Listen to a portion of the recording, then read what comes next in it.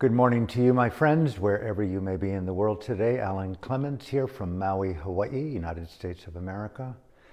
July 26, 2021. This is the 25th talk in a series from my new abode here in the middle of the Pacific. I don't know how long I'll be here, but I'm here now. A few announcements before I get into the talk. Nature, Nibbana, the war is on. I want to talk about that.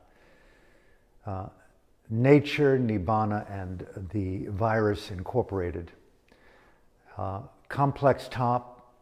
I want to dive into it. You know, I'm honored to say on this Sunday, I'm not sure the date, maybe August 1st, I'm not sure, but check it. This Sunday, 9:30 from Hawaii, I am going to do a rare conversation, interview, dialogue with a special guest who I will announce on Sunday. A gentleman I've met out here in Hawaii, a longtime resident, an herbalist, a savant of the body, of the cosmos, a radical, deep, investigative healer who is radically informed about many things, in my humble estimation, many things, including the topic of the global day, the coronavirus, the global agenda, the origins within, obviously, the laboratory in China, in Wuhan, the globalist agenda, and the vaccine, vaccinations, many topics that are on our heart and mind today, worldwide. I'm going to dive in with him in a pretty rigorous dialogue about what he knows, how he knows it, the truth of what he knows, and try to tease out the most luminous information possible for all of us to discern what is true for us, for you, for me.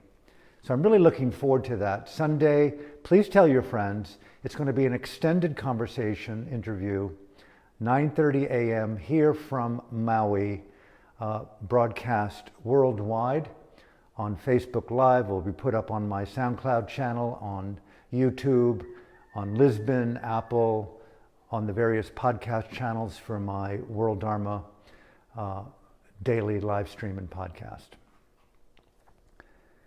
Okay, good morning.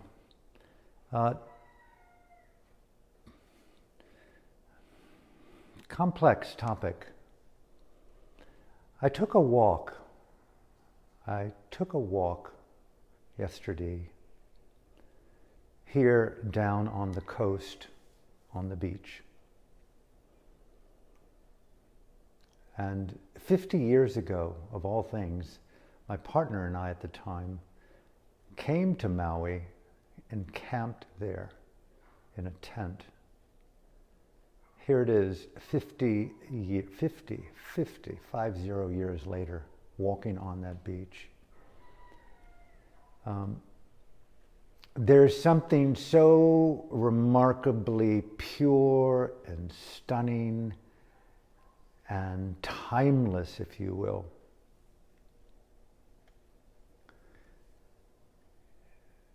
in abiding and walking and occupying nature. I mean, where isn't there nature, right? Where can you go to say this is nature, this isn't nature? Obviously, we immediately think of urbanization, deep cities, mega cities as non-nature, and then places where there are trees and forests and sand and wind and earth and flowers, and the ecosystem is ever present as it was for me yesterday, and of course for all of us on this precious planet, the planet nature. We are living as a species among millions in nature. And there's been a lot on my mind, a lot in my heart, a lot in your mind, a lot in your heart, in the global mind, the collective mind, and the collective heart. I decided to walk on the beach by myself to allow, if you will, a natural serendipity of my own innate Dhamma intelligence to co-occupy my own biological physicality in context. Just allow my Dhamma intelligence without me doing anything at all. Just a pure relaxation into the anatta of Dhamma. Let the conditions of my entire accumulation of causes over eons, epochs of time, more lifetimes the Buddha pointed to than all the sand granules on all the beaches and rivers worldwide. I mean, I was thinking about that. I was walking there, and the wind and the light, the waves, the radiance, the refraction, the colors. There was something so enthralling and special and spectacular and intimate and vulnerable inducing to be encased in a flesh-draped biological organism called a humanoid, walking through volition and karma and laws and conditions along a beach. And it was so easy and so easy to neglect the oceans, spectacular colors on these oceans. And here I was just simply imagining with you on the shoreline, you know, and your feet are going into the sand and you're feeling that, and the water and the warmth and the wind and the light. And you know that just off the shore it goes deeper and deeper and deeper. And I'm thinking that these islands, as I've been told and as I read, are just microdots of land and ecosystems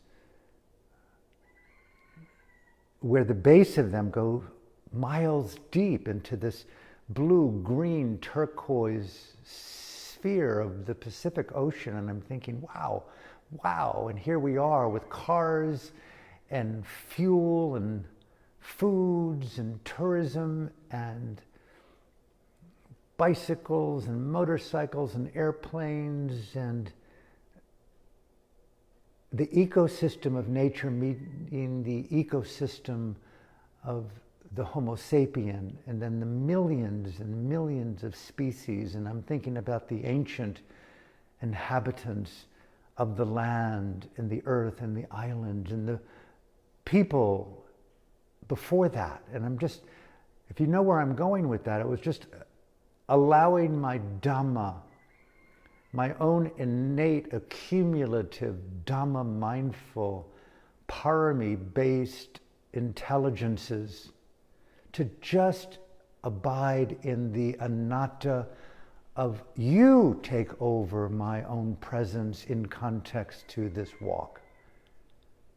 Left, right, movement, air, breathe, sun, thinking, aneurysms, time, money, where, when, shopping, Whole Foods, what will I buy, where will I go, how is my daughter, where is love, overcoming victimhood, virus, COVID, vaccinations, SARS, Delta, Bali, visas, lockdowns. And I'm going, wow, chill. So in this process, if you will, I said, Alan, take a deliberate hiatus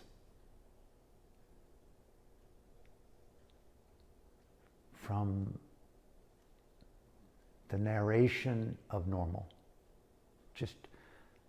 Just as you did at the Mahasi Satana Yekta in Burma, just as you did in a sitting meditation. Drop all references and occupy nibbāna. I think this is the most precious concept that points to an experiential relationship that is the most epic expression of nature. Unconditional occupation with all the various intelligences of nature. Unconditional. Not with the reference of finality or mortality or health or death. And that too, and that too, and that too. So I was walking in this, I want to say, trans-mindful and certainly trance, present phenomenology of allowing Dhamma, intelligence, to abide in its natural anatta-like nibbāna-fication process. Pure freedom. As all the photonic molecules that were giving me the experience of refracted light and all the various neutrinos and neural impulses within my brain and all the various moments of oxygenation through the bloodstream of arteries and veins. Nibbāna, nature. Nature. Walking, feeling, imagining. And then figuratively speaking, in this natural meditation of, I would call it deep chill, deep rest, deep peace. A silence so radiant that it was larger and brighter and deeper than the sun and the heavens. Where is centrality to nature? And I stopped for a moment and just simply, I want to use the word felt. I'm struggling with the words here. Something deeper and more sensitive than felt. A snowflake melting and reforming 1,000,000,000 billion trillion times in that nanosecond of existence. Look, feel, look up and down and in and through pure nature. Nibbāna. Unconditional occupation of pre-pure being, belonging to infinity without centrality, anatta, nibbāna, hang with me, nibbānification meditation. The heart is beating, the blood is flowing. The brain intrinsically occupying the ecosystem of totality known as your identity and your conditioning and your future and your past lives and all the variations on selfdom evaporating into the anatta of the galaxy of Nibbana.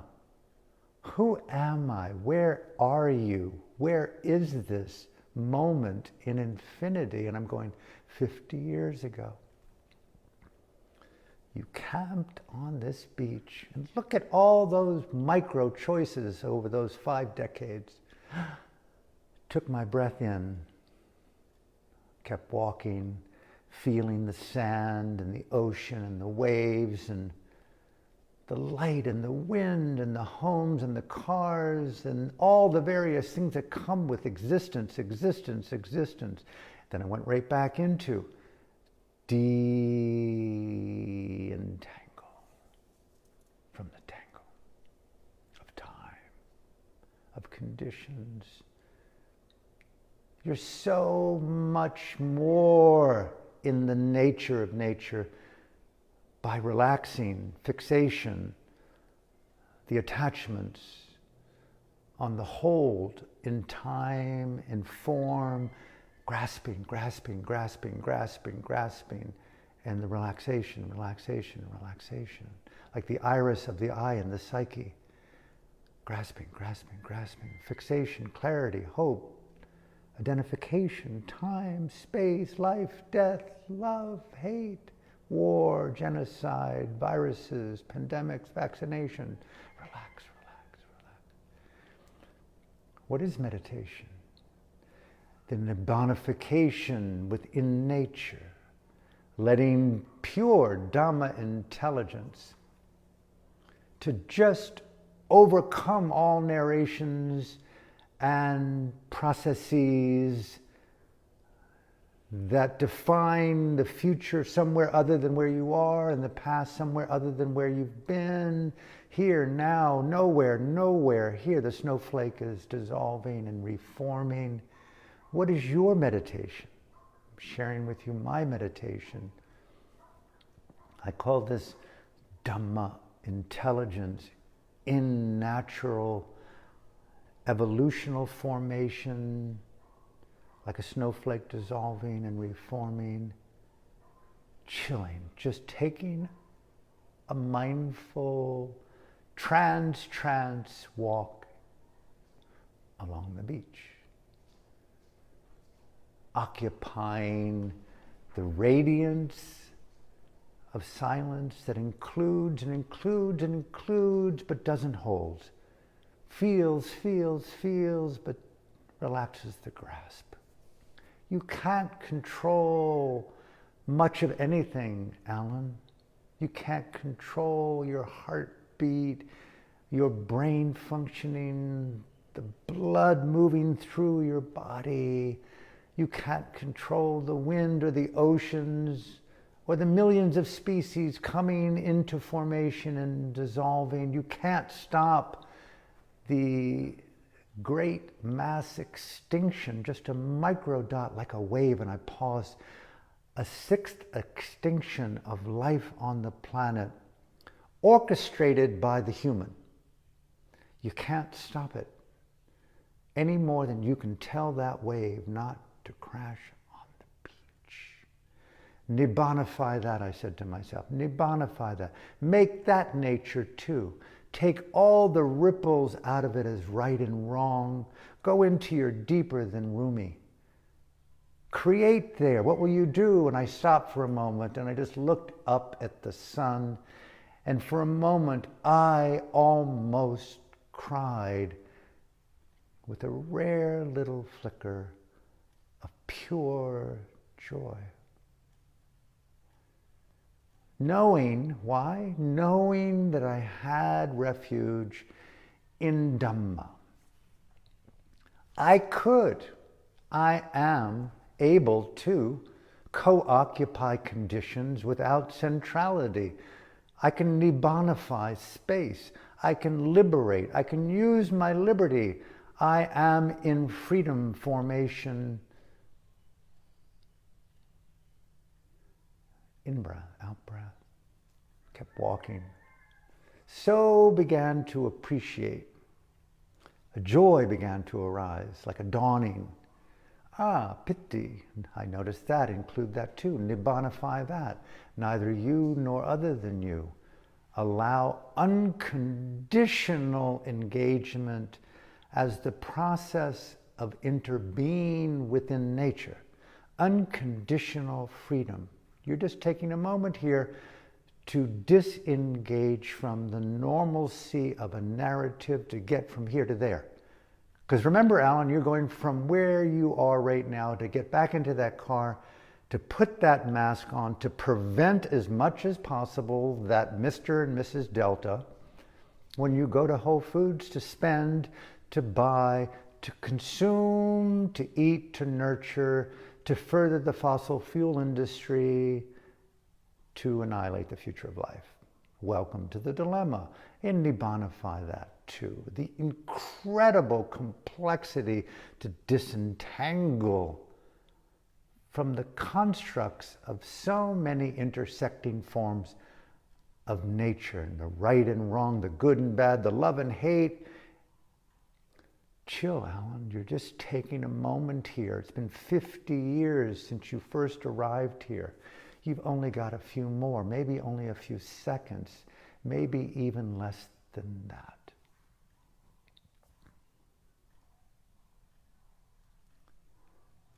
And I walked back the beach. It's like, wow, so different than being in my home. The intensity of the wind and the waves and the light.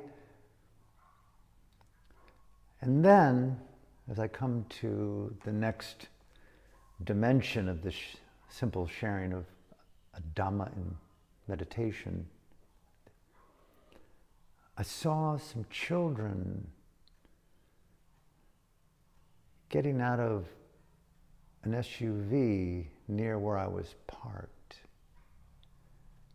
And I remembered, right, coronavirus.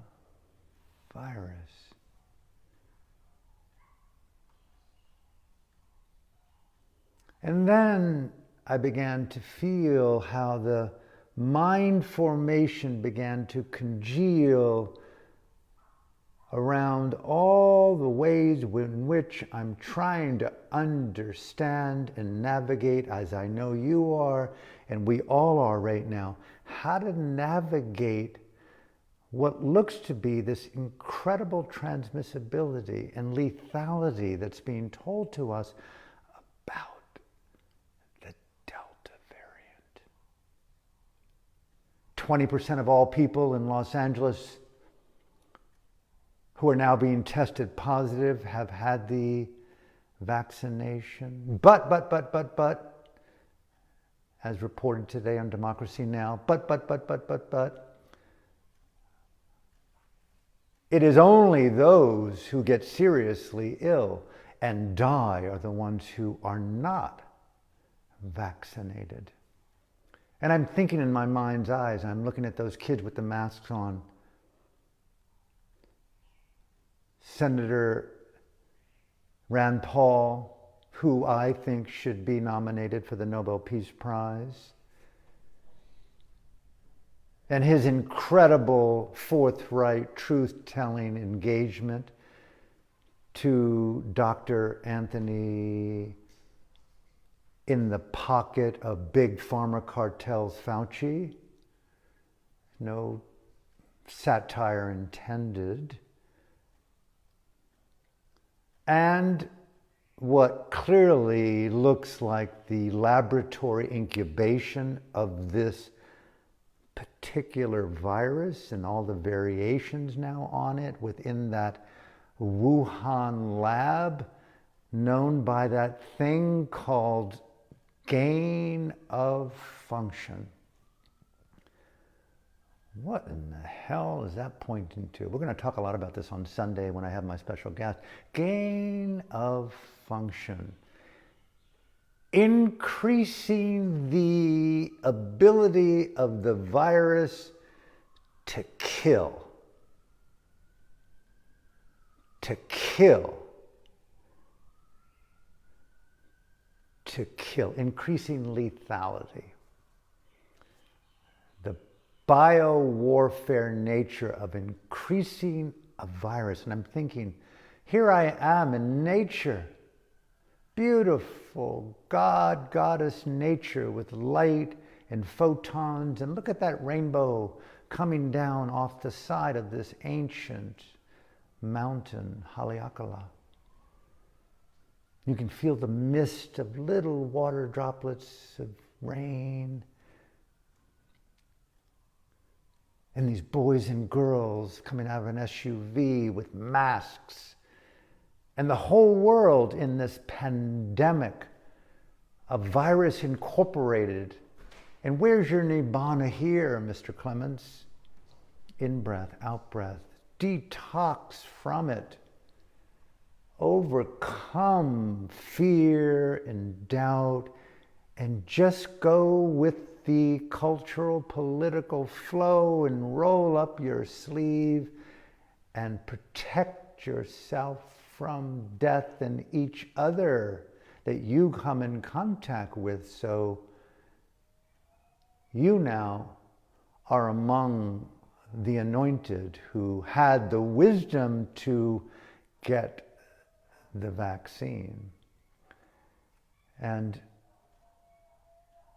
this Frankensteinian creation in a bioweapons lab, it's hard to even get that word out, in conjunction with nature. And I'm thinking right now how easy it is at that confluence, coming to the end, that confluence of my Dhamma practice on the beach with the collective narrations around the world today about the increased likelihood of your serious illness and likelihood of your death and the harming of others if you do not get the vaccine. And even so, you're going to get sick, but not nearly as sick as if you don't get the vaccine. And you're going to get a booster forever and ever and ever. And you really must do these things for the betterment of the future of life.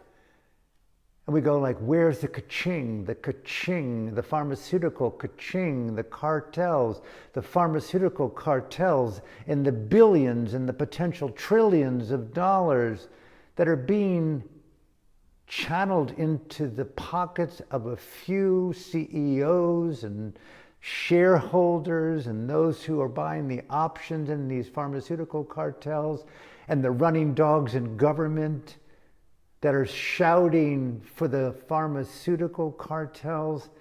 And it's like, this is a shit show of psychic, pornographic, psychological shrapnel. And how does one nibbānify? How does one bring their mindfulness? How does one bring their compassion? How does one bring their resilience? How does one fight the likelihood of what looks to be the rise of a global war on democracy called totalitarianism incorporated? The globalists are now everywhere in the world. They're on our television sets, they're on our flat screens, they're in the Oval Office, they're in the United Nations, they're in the capital cities of the European Union, they're around the world. Who do we trust anymore? Where do we find trust? In breath, out breath. How do you include this in your nibbānification, Alan? And right now, right here, and I will close, the unthinkable necessity to belong to the right side of history, to learn to see the importance today that activism and enlightenment and yoga and meditation and health and all the ways in which we live our lives are inseparable from belonging and rolling up your sleeves to join the war, to fight back on those globalists and those totalitarian men and women around the world who want to own your mind, own your body, own your home, and want to create a permanent slave class. And I'm going to get into this. I'm not sure exactly where I stand on it right now, but vaccines, the virus, is it a pathogen or is it a vaccine? Who's making the money? Is it truly a global Davos-induced predator scam to depopulate the world? Is it really, really, really, really? Well, I'm a pretty talented thinker and investigative journalist, and I've got a very intelligent gentleman coming on to my podcast and my live stream on Sunday at 9:30 here in Hawaii. I am asking you, tune in, bear witness, send in your questions. We are going to get down. It's my first live conversation, dialogue, interview, diving headlong into this topic of the pandemic, the virus, the vaccines, and the war on democracy. And is it a depopulation satanic scam? Orchestrated by whom? I have deep practiced sensibilities. I can feel like you can feel. It is our time to rise up into a higher luminosity, just like walking on that beach yesterday, Alan, and you saw the light. This is the moment to do all that you can to couple your dharma, your meditation, your yoga, your healing to politics, to activism, no, to truth investigation. Our children's lives, our lives, and the future of life is at stake. There's no other way to look at it. Is this the beginning of a global genocide? Is it? The dominoes are falling so fast, you can't keep up with government regulations. Bali, a state of collapse. Indonesia, a state of collapse. Burma, a genocide on those aspiring for a democratic vision of freedom and rule of law and justice. A war on Daw Aung San Suu Kyi, on the civilian leaders who won a free and fair election, along with the complete depriving of a population of oxygen, medical and health care based upon a wave of the Delta and the COVID. People are dying in throngs in Burma, in Indonesia, in Asia, around the world. What is going down? This seems to be a bioweapon that was either deliberately released. We know that Xi Jinping in China knew it. We knew he closed off Wuhan. We know that he allowed people from his own country to fly around the world. We know without a doubt he sought every possible mask, hazmat suit to bring into China and kept it secret. And now we've got this Delta variant known by the term Delta. Is it the Latin word, a Greek word for deep sleep? Who could have ever thought of something like that?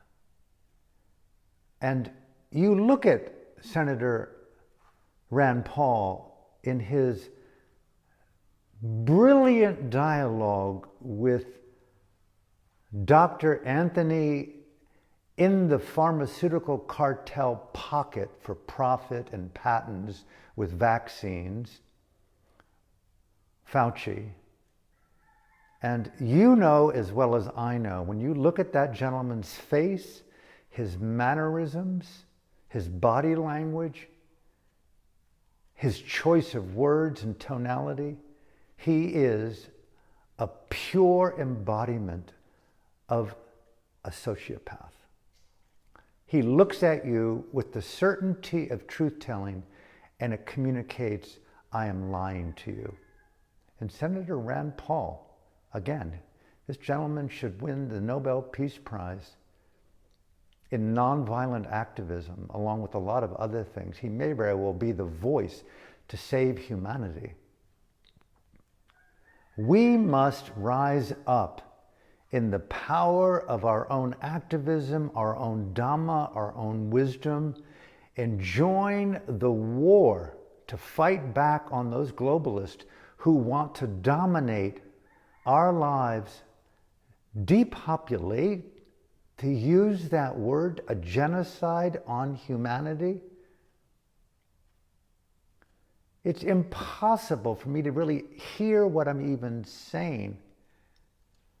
But equal to that, and I have studied dictatorship in many countries, but specifically in Burma, the whole notion of living under dictatorship or totalitarianism is about creating a slave state.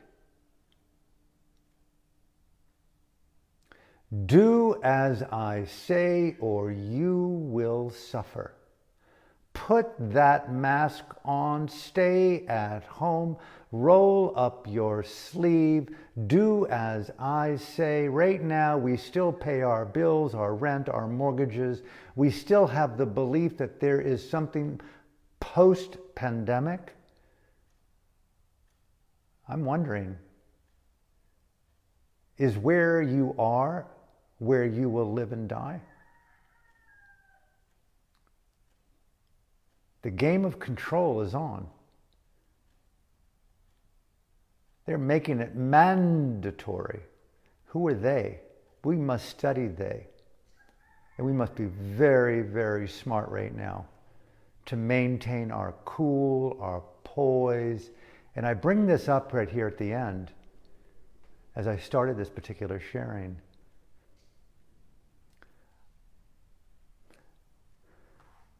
To spiritualize the bigger picture is beyond me. Walking on that beach, I can barely even utter the word infinity.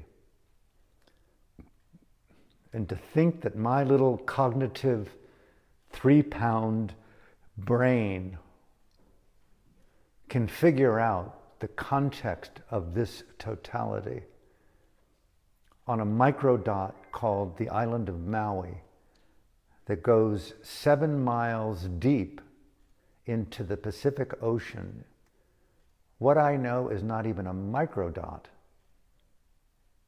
to the mountain of the subconscious, not to mention the planet, the substratum, infinity, multidimensionality. It's like, holy hell. Holy hell. However, freedom and tyranny are clear to me.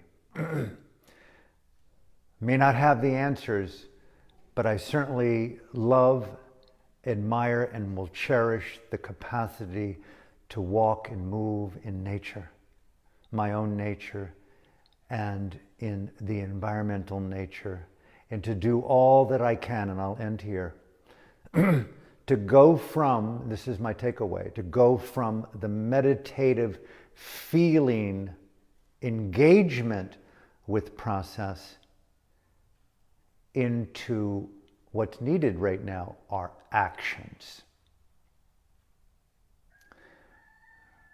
The war is on, to me, is the empowerment. I can't tell you, to state the obvious, what action or actions you should take.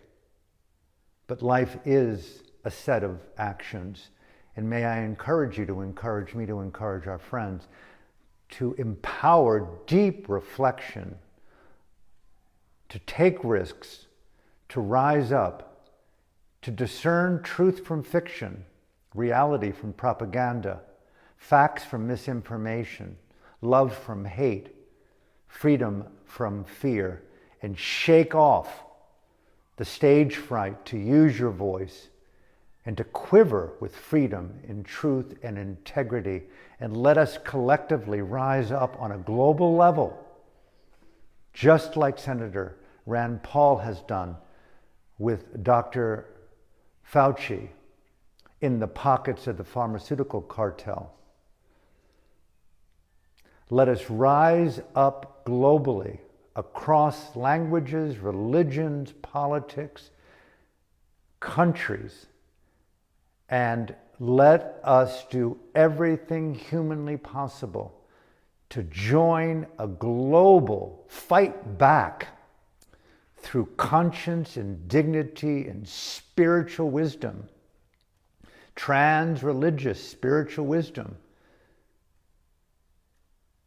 and fight those who want to deprive us of democracy, human rights, freedom, environmental sanctity, and who want to take our liberty from us and to create a slave globe of the uber 1% and the rest of us as they depopulate the world for their own survival.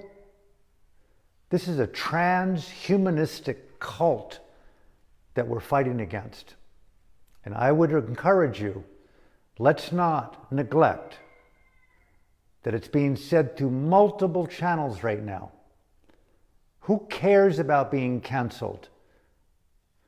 We are many, they are few. It is our moment